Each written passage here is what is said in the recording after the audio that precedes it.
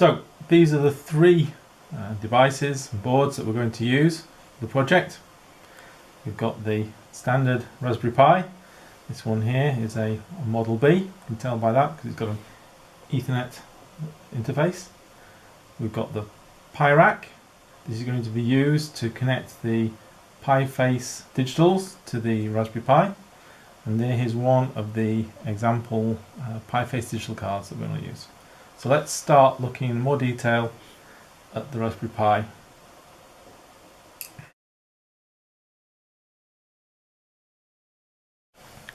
So here is the Raspberry Pi. It's a Model B, you can tell by that. We've got the Ethernet interface here. This is the GPIO interface. It's that we're going to use to connect the PiFace cards via the PiRack to the Raspberry Pi. So that's the key interface that we're going to drive with the software. This is the HDMI interface we're going to use. We've got a Pi view that allows us to connect the HDMI to a VGA monitor. Here is the power interface for our micro USB power supply.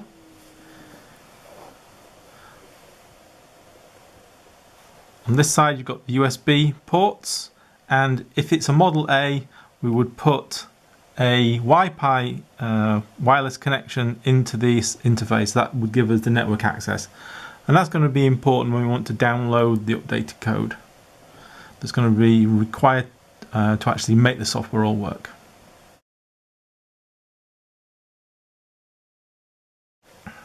This is the interface that's going to be used to plug the PiRack into the Raspberry Pi using the GPIO interface. This is the power supply. We're going to use an external power supply because there's quite a lot of ampage required to drive the LEDs that we're going to be using. We're going to be using 36 LEDs, each of which requires about 20 milliamps. Here we can see there are 4 interfaces. That means we can actually host 4 devices from our point of view. Each of the PiFace Digitals are going to be plugged into these parts here. Finally, there's a set of jumpers. These jumpers here are used to define whether or not the external power supply is used to drive the PiFace digital cards, particularly the output ports. These jumpers here are set to use an external power supply, which means that if there's no power supply connected to this port here, the system won't work.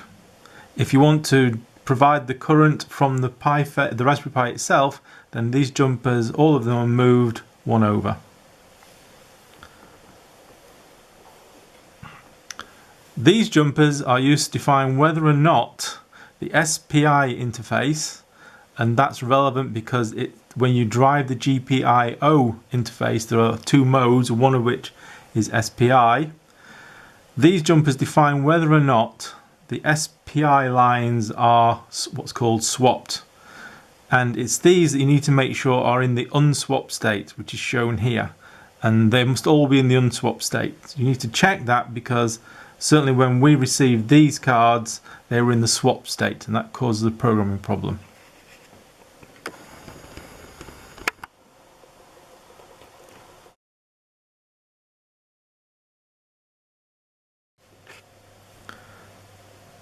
So here we see the PiFace boards, one of the 4 that we're going to use to actually set up the full game. Here, the set of output ports. It's these ports that are used to drive the external LEDs. So we can drive from this particular board here, we can drive 8 LEDs, plus the final port is used to provide a 5-volt voltage, but you can't use that to provide any power down there.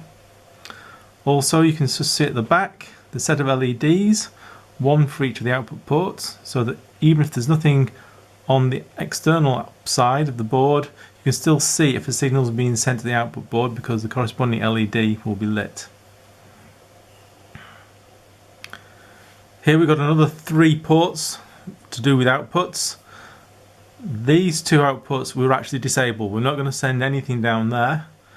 This particular port here is used to supply the external 5-volt voltage that's going to be used to drive the external LEDs.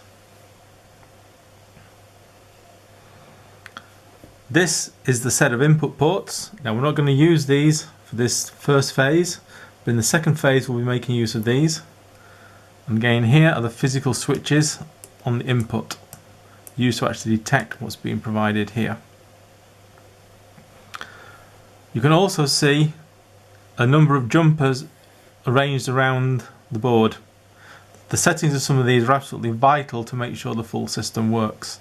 I won't go into full set of details now, just to point out that these two jumpers here are used to define the order of the PiFace when it's connected to the PiRack. So those two jumpers must be set differently for each of the PiFace boards connected to the PiRack, otherwise the program won't work correctly.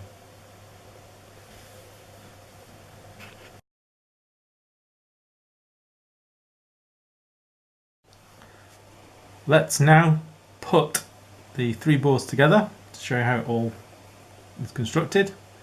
There's the rack. Put the PiFace in, push it down, there. And the PiFace will go into each of the other interface positions. Now what we've got to do is put the PiRack itself onto the Raspberry Pi. This is using the GPIO port. Push that in. Make sure it's well connected, put it down. And that's the basic configuration that we're going to build upon. So here we've got the Raspberry Pi at the bottom connecting onto the PiFace via the PiRack.